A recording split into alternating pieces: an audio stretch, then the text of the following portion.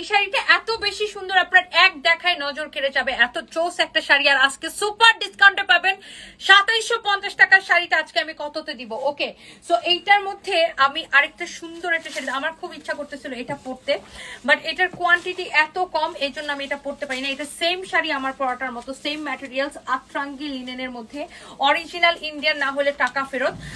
কিন্তু এইটা হচ্ছে যে কোয়ান্টিটি অনেক কম, হ্যাঁ।